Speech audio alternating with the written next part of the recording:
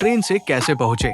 सबसे पहले आपको मथुरा पहुंचना होगा। मुख्य railway station Mathura junction railway station. Delhi से मथुरा दूरी लगभग 145 किलोमीटर। ट्रेन का समय लगभग 2-3 घंटे। मथुरा स्टेशन से वृंदावन लगभग 12-15 किमी दूर है। वहां से आप ऑटो, ई रिक्शा या टैक्सी से मंदिर पहुंच सकते हैं। 2 बस से कैसे जाएं? आप दिल्ली से सीधे बस पकड़ सकते हैं जो मथुरा या वृंदावन जाती है। बस स्टैंड से बाके बिहारी मंदिर लगभग 3-4 किमी है। 3 सड़क, कार बटा बाइक से। यदि आप गाड़ी से जाना चाहते हैं तो रास्ता इस तरह है। दिल्ली यमुना एक्सप्रेसवे मथुरा वृंदावन। समय लगभग 3-4 घंटे। 4 वृंदावन में मंदिर तक कैसे पहुंचे? वृंदावन पहुंचने के बाद आप ई रिक्शा, ऑटो, पैदल से आसानी से बाके बिहारी मंदिर पहुंच सकते हैं। कहा जाता है जो सच्चे मन से बाके बिहारी जी को याद करता है उसे एक दिन स्वयं वृंदावन बुला लेते हैं। कहा जाता है कि वृंदावन की हर गली में राधे राधे की गूंज सुनाई देती है। यहाँ की मिट्टी में भगवान श्री कृष्ण की लीलाएं समाई हुई है। इन्हीं लीलाओं का सबसे जीवन स्वरूप है बाके बिहारी जी, जिनके दर्शन के लिए हर साल लाखों भक्त वृंदावन आते हैं। लेकिन क्या आप जानते हैं कि बाके बिहारी जी की मूर्ति मंदिर में कैसे प्रकट हुई? क्यों यहाँ पर हर कुछ मिनट में पर्दा लगाया जाता है और क्यों यहाँ मंगला आरती नहीं होती? इन सभी रहस्यों और चमत्कारों की पूरी कथा आज हम आपको सुनाने वाले हैं, तो वीडियो को अंत तक जरूर देखें। 2 वृंदावन की पवित्र भूमि। उत्तर प्रदेश के मथुरा जिले में स्थित वृंदावन को भगवान श्री कृष्ण की बाल लीलाओं की भूमि माना जाता है। यहीं पर श्री कृष्ण ने राधा रानी और गोपियों के साथ अनेक दिव्य लीलाएं की। इसी कारण वृंदावन में हजारों मंदिर हैं, लेकिन उनमें सबसे प्रसिद्ध मंदिर है बाके बिहारी जी का मंदिर। ये मंदिर भगवान कृष्ण के उस रूप को समर्पित है जिसमें राधा और कृष्ण दोनों का संयुक्त स्वरूप माना जाता है। 3 स्वामी हरिदास जी का जन्म। बाके बिहारी जी की कथा का सबसे महत्वपूर्ण पात्र है स्वामी हरिदास जी। स्वामी हरिदास जी का जन्म लगभग 1478 ईस्वी में हुआ था। वे भगवान कृष्ण के महान भक्त और संगीत के महान संत थे। कहा जाता है कि स्वामी हरिदास जी बचपन से ही भगवान कृष्ण की भक्ति में लीन रहते थे। उनका मन संसार की किसी भी चीज में नहीं लगता था।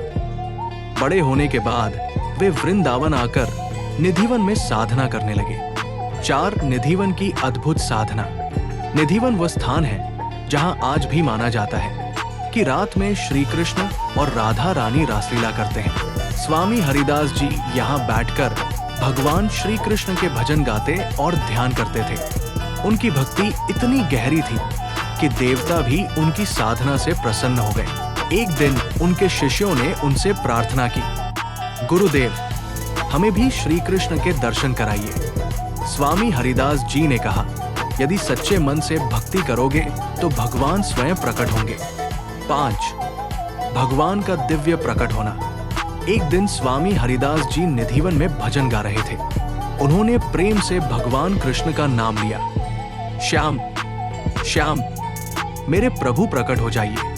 उनकी भक्ति से प्रसन्न होकर राधा और कृष्ण स्वयं प्रकट हो गए। लेकिन स्वामी हरिदास जी ने उनसे कहा, प्रभु, आप दोनों का ये दिव्य स्वरूप संसार के भक्तों के लिए सदा प्रकट रहना चाहिए। तब राधा और कृष्ण एक ही मूर्ति में समा गए। यही मूर्ति आज बाके बिहारी जी के रूप में पूजी जाती है। 6 बाके बिहारी नाम क्यों पड़ा? बाके का अर्थ है 3 स्थानों से मुड़ा हुआ और बिहारी का अर्थ है आनंद देने वाला। भगवान कृष्ण की त्रिभंग मुद्रा, सिर, कमर और पैर 3 स्थानों से झुकी हुई मुद्रा होती है। इसी कारण उनका नाम पड़ा बाके बिहारी। 7 मंदिर की स्थापना। शुरुआत में स्वामी हरिदास जी इस मूर्ति की पूजा निधिवन में करते थे, लेकिन बाद में भक्तों की संख्या बढ़ने लगी, इसलिए 19वीं सदी में वृंदावन में वर्तमान मंदिर बनाया गया और मूर्ति को वहां स्थापित किया गया। आज ये मंदिर पूरे ब्रज का सबसे प्रसिद्ध मंदिर माना जाता है। 8 यहाँ हर 5 मिनट में पर्दा क्यों लगता है? बाके बिहारी मंदिर की सबसे रहस्यमयी परंपरा है हर कुछ मिनट में पर्दा लगना। मान्यता है कि यदि भक्त लगातार भगवान की आंखों में देखते रहें तो वे भगवान की मोहिनी शक्ति में खो जाते हैं। एक कथा के अनुसार एक भक्त भगवान के दर्शन करते करते इतना मोहित हो गया कि भगवान उसके साथ ही चल पड़े। तब से ये नियम बनाया गया कि भगवान और भक्त के बीच हर कुछ मिनट में पर्दा लगाया जाएगा। मंदिर में घंटी क्यों नहीं बजती? दूसरे मंदिरों में घंटियां बजती हैं, लेकिन यहां नहीं, क्योंकि बाके बिहारी जी को बालक स्वरूप माना जाता है। इसलिए यहां शोर नहीं किया जाता ताकि भगवान की नींद और विश्राम में बाधा न पड़े। 10. यहां मंगला आरती क्यों नहीं होती?